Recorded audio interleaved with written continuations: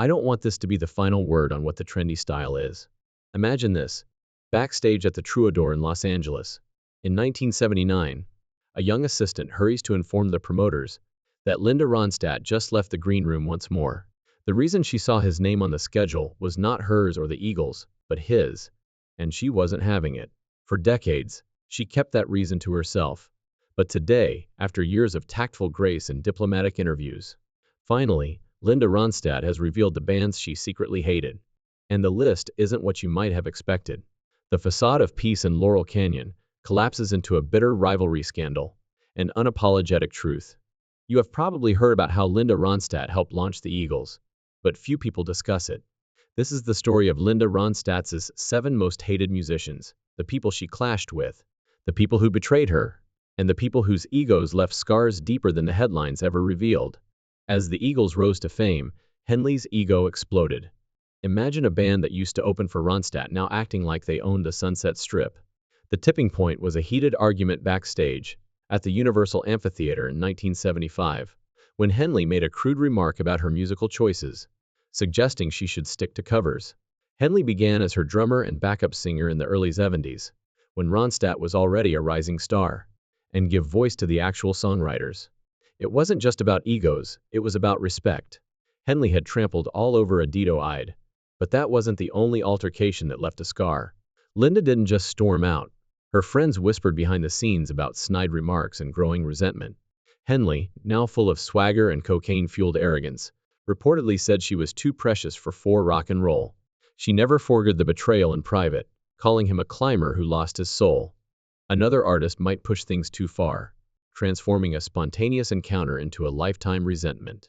Just as one rivalry was cooling down, think of smoky clubs and raw energy, where Linda once performed alongside Jim Morrison, the most unpredictable frontman of the E60s. They first met in 1968, when the Doors were at their height, and Ronstadt was still making her mark in the male-dominated world of California rock. At that time, Electric Morrison was intoxicated, and in a state of rebellion. The moment was caught in whispers rather than pictures. So people believe they're getting an insight into something that's been made up in someone's imagination, that's sitting behind a typewriter somewhere. Yes, Linda never forgot that. He pulled her on stage at a private afterparty near the Whiskey A Go. But it didn't end in applause but rather in a chaotic moment of humiliation, when he tried to kiss her mid-performance collapsing into her mic stand. She also remembered how Morrison later made fun of her in interviews, calling her a sweet but cowardly person behind her calm smile. She battled the burn for years in her inner circle, once calling Morrison a brilliant wreck who poisoned everything around him. She saw him as the epitome of male excess in rock, something she battled against throughout her career as the 1970s went on. Ideological conflicts proved to be even more painful than personal ones, and no feud went as deep as the one that started with a benefit concert and ended with an unspoken conflict of values. Both Linda Ronstadt and Neil Young had a reputation for speaking out against injustice, but a joint benefit concert for farm workers in 1976 revealed a rift when Young refused to include any pop songs on the set list, dismissing Ronstadt's repertoire as too commercial and condescending. This tension only increased when politics entered the picture. Ronstadt left in tears as the night came to an end, and Young allegedly told the media that she wasn't made for protesting. The insult went deep, because Linda had a history of activism that stemmed from her Mexican heritage. And being called shallow by another activist was more than just offensive, it was a betrayal. From that point on, she turned down every invitation to perform with Young, regardless of how large the stage was. To make matters worse, Young would sometimes bring her up, and Linda Neil was the epitome of faux moralism. Loud in message but cruel in execution. However, some of the most brutal confrontations occurred in the recording studio itself, where trust gave way to artistic arrogance, and one potential collaboration collapsed into insult. Their mutual respect was supposed to lead to a collaboration, but instead it turned into one of Linda's biggest creative regrets in 1974. Interviews typically consisted of her backhanded compliments, reminding the world of their ideological clash. Intrigued by his avant-garde approach, she expressed interest in recording a track he had written during a radio appearance in Los Angeles. However, what started as a creative dialogue quickly turned into artistic warfare, with Zappa openly dismissing her suggestions, criticizing her voice as being too sanitized, and accusing her of trying to turn his music into a radio jingle.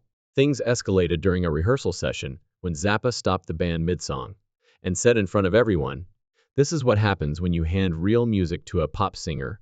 Linda stormed out, humiliated and angry. She never discussed the incident in public, but in private, she described Zappa as brilliant but cruel, and that not all wounds came from strangers. Sometimes, the people closest to her, whom she once called friends, caused the deepest cuts. Once a part of the same close-knit Laurel Canyon circle, their friendship broke down under pressure. Throughout the 1970s, Linda and David Crosby shared stages and studio spaces, but Crosby's drug-fueled paranoia and his collaboration was practically impossible due to Crosby's developing ego. In 1978, after recording a harmony track, Crosby insisted that Linda change the vocal key, causing a public argument that was reported in industry gossip columns. Later, Crosby disparaged her in the Rolling Stone, claiming that studio executives had fabricated her success. In response, Linda severed all connections and prohibited anyone from her band from mentioning his name to her. Crosby had turned into a warning about what celebrity can do. Linda faced a new kind of challenge.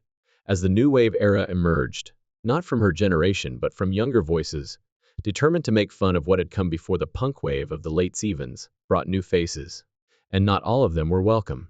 In 1979, Linda and Elvis Costello clashed during a shared appearance at a Cleveland festival, and Costello, the face of British punk influence, set background music for brunch. She was taken aback not only by the remark, but also by the arrogant, contemptuous tone of someone she had never even spoken to. Later that night, emotions broke out backstage when she confronted him. She viewed Costello as a symbol of a new kind of cruelty in music, clever but cold. And even collaborations that seemed perfect on paper could dissolve in real time, especially when one partner turned creativity into control.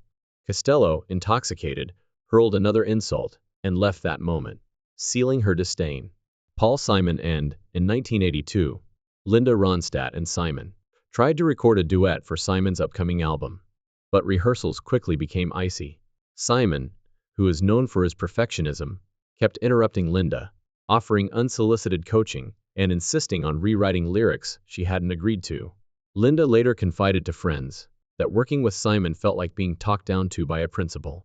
Even though Simon never commented, the session never produced a finished track. In public, the truth was always there, resting in her silences behind those careful interviews, and in the shows she refused to do revealing these stories.